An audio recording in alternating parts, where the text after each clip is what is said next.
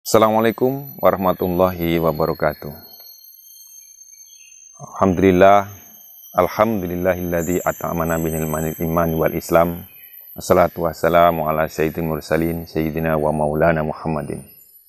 Asyhadu alla ilaha illallah wahdahu la syarikalah wa asyhadu anna Muhammadan abduhu wa rasuluhu alladzi la nabiyya ba'da. Pemirsa media dakwah Jambi yang dirahmati Allah Subhanahu wa taala.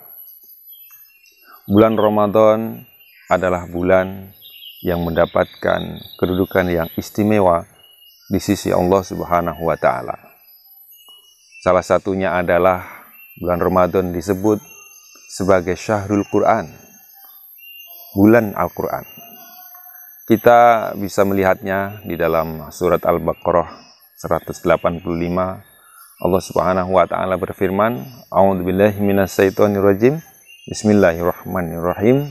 Syahrul Ramadan alladzi unzila fihil Qur'an hudal linnas wa bayyina minal hudan wal furqan. Al-ayah.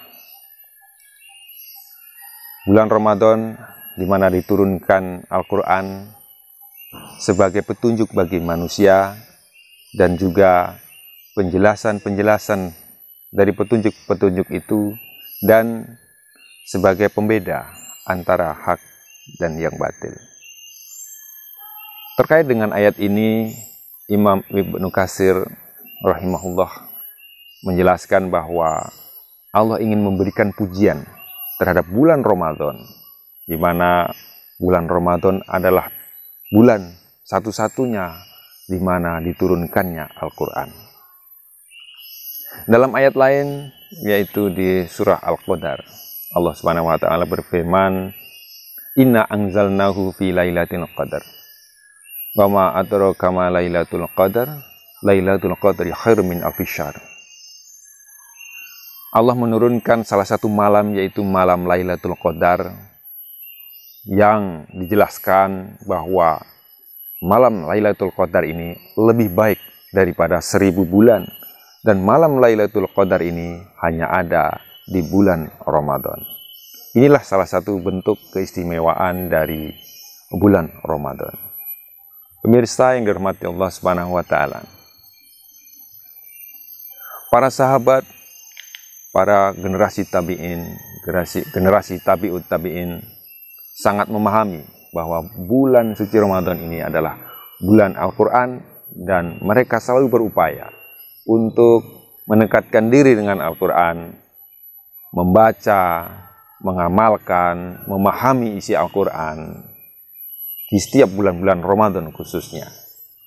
Sebut saja misalnya sahabat Sayyidina Utsman bin Affan.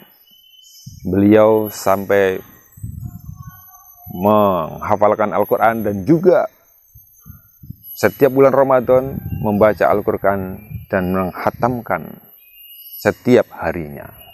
Artinya dalam bulan Ramadan, beliau menghatamkan 29 sampai 30 kali Al-Quran. Begitu juga generasi tabi'in. Lihat saja misalnya, contohnya adalah Qatadah bin Da'amah, yang mana di hari-hari biasa beliau selalu menghatamkan Al-Quran dalam waktu 7 hari. Tapi di bulan Ramadan diupayakan untuk menghatamkan dalam 3 hari.